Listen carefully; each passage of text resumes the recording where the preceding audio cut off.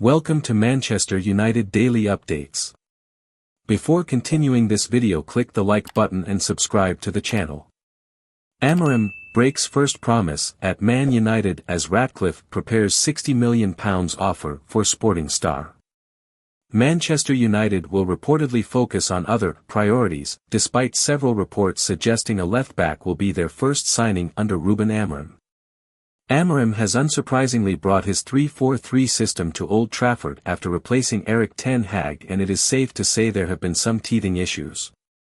Man United appeared to revert to a back four in the second half of their Europa League victory over Bodo/Glimt on Thursday and looked a lot more comfortable. The Portuguese head coach does not yet have the right personnel in his squad for the team to thrive with three at the back. That means new signings are inevitable, and the Red Devils might repeat their Ten Hag mistakes by signing a bunch of Amorim's former players at Sporting.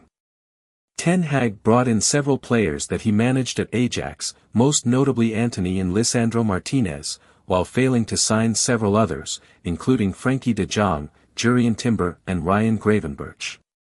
Raiding former clubs is the easiest transfer story to make up when a manager moves to a big Premier League side, and Victor Gyökeres, Giovanni Quenda and Goncalo Inacio are all believed to be Amorim's top targets. Quenda, 17, is capable of playing as a wing-back, which makes him a very attractive signing for the 39-year-old.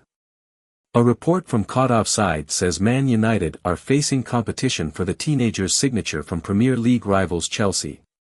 Quenda recently signed a 3-year contract extension and has a release clause worth €100 million, £83 million, meaning a transfer will be far from straightforward.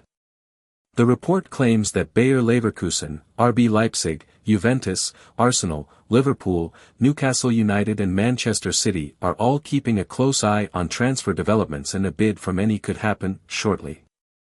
Interestingly, it is stated that Amorim told the Sporting hierarchy that he wouldn't raid his old club until at least next summer, and could go back on his word amidst interest in signing Quenda in January. Man United boss Amorim does want a reunion with a handful of Sporting stars, it is added, breaking his first promise since swapping clubs. Quenda will be tricky to obtain, with Chelsea showing concrete interest, though Red Devils owner Sir Jim Ratcliffe has already prepared a £60 million offer plus bonuses. Meanwhile, former Man United scout Mick Brown says a new left-back is not at the top of their list of priorities.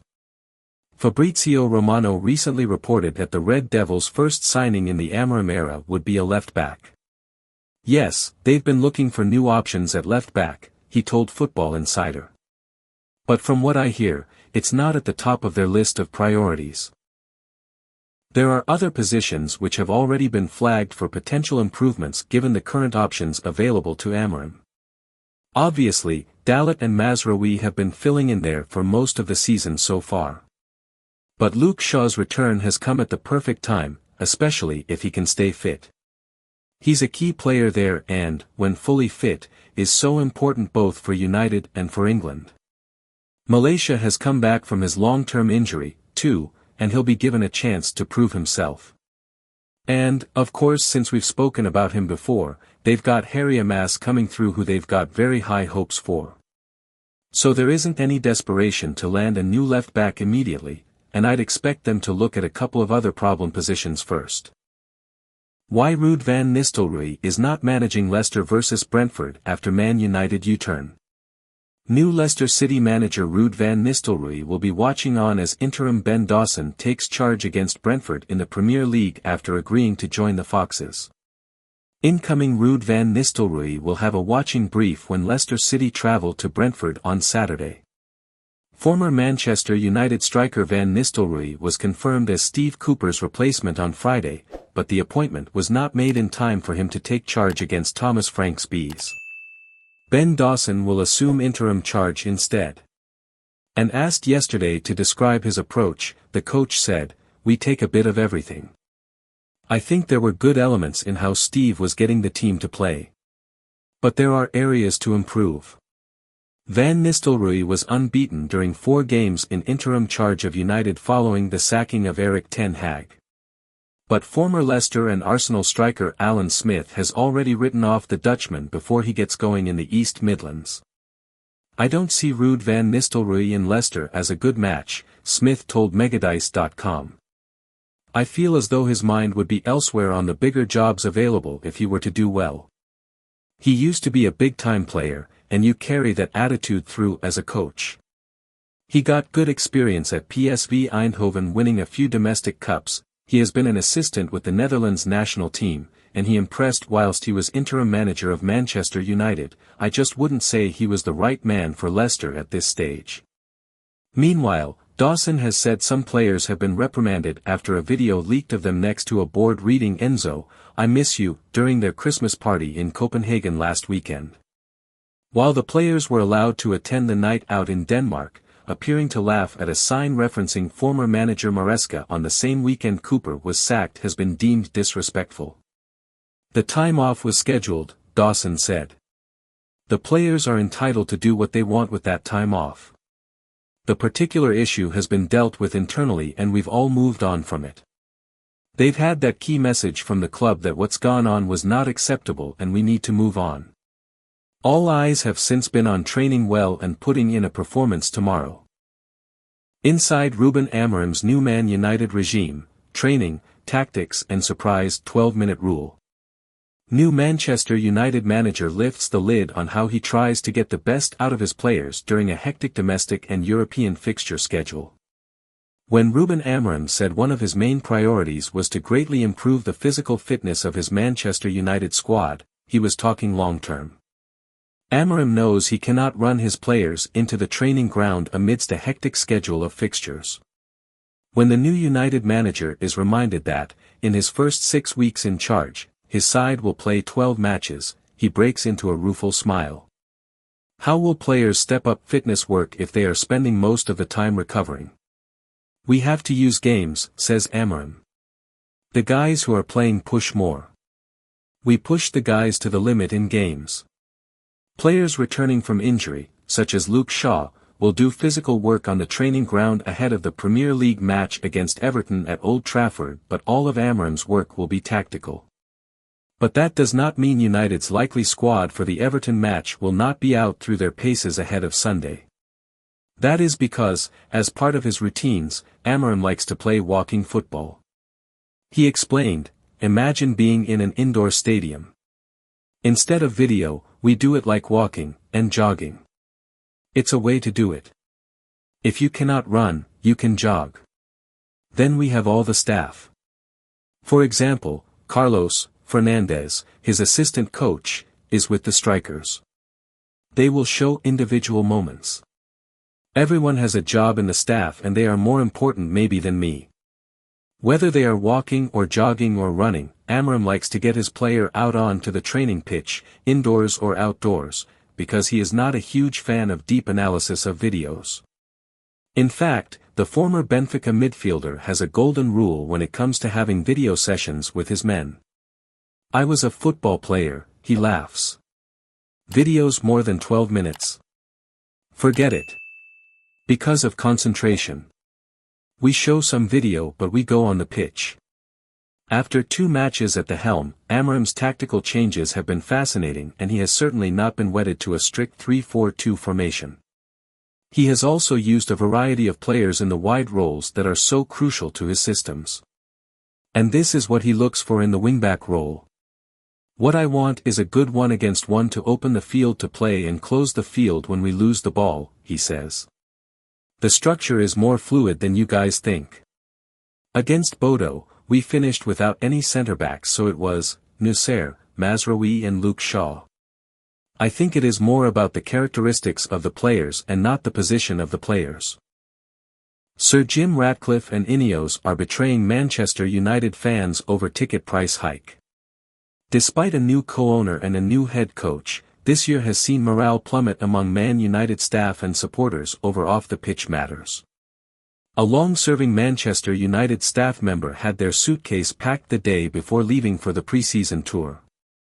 Less than 24 hours before their flight, they were notified they would not be on the plane as they were at risk of redundancy. The employee is now one of the 250 former employees. The callousness has extended to hiking ticket prices, without any consultation, to £66.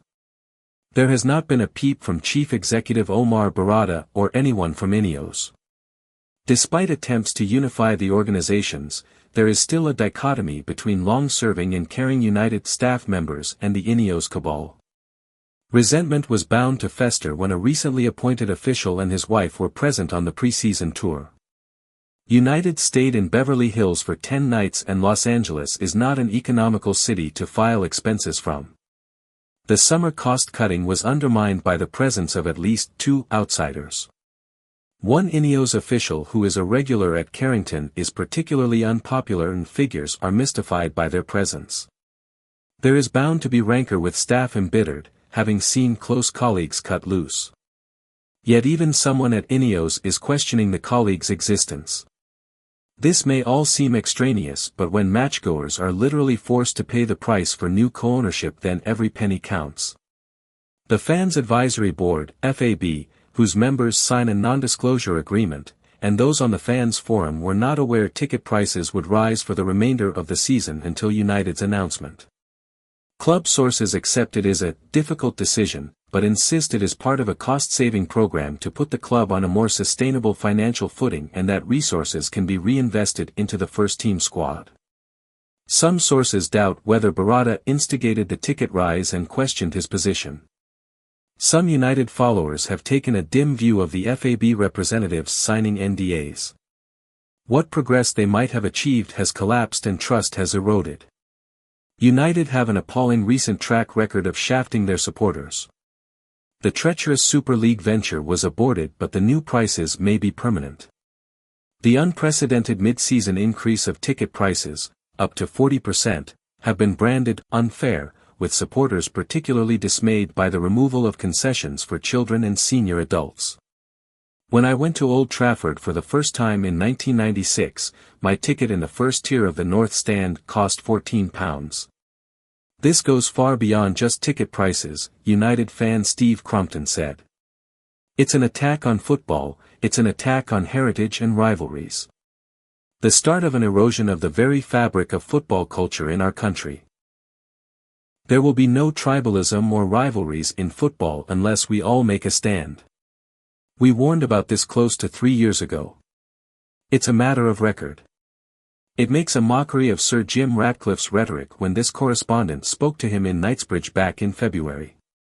Ratcliffe said Trafford Park was the heart of the Industrial Revolution. It is the oldest industrial park in Europe, it was the first industrial park in Europe, it's where the Industrial Revolution began. And it's still one of the biggest ones. And they obviously built the Manchester Ship Canal to service it. That's where all the coal came in, the cotton and that sort of stuff. And that's why they built Old Trafford there. People would finish their shift and then walk to the ground. The working class hero story does not wash when the working class continue to be squeezed out. Ratcliffe was born in Failsworth, round the corner from Newton Heath. He ought to have a better grasp on such a contentious issue, yet United are not the exception. 1996 Coca-Cola Cup winners Aston Villa charge up to £97 for home Champions League matches. Ratcliffe once had a season ticket at Stamford Bridge, another rundown and underdeveloped stadium that is nevertheless situated in a desirable and affluent area of London. London prices have come to Manchester. Down the Fulham Road, there were protests last season. During their defeat to United last November, Fulham fans held aloft yellow flyers reading, "Please don't price us out," as ticket prices rose by 18%, with a season ticket costing as much as £3,000. The makeup of matchgoers at Old Trafford has changed markedly as football has evolved into an upper-middle-class sport. Some of the sights are reminiscent of Twickenham, and some of the supporters might as well be at the rugby. Walking up the Warwick Road for the Derby in 2008, someone seriously asked me where Old Trafford was.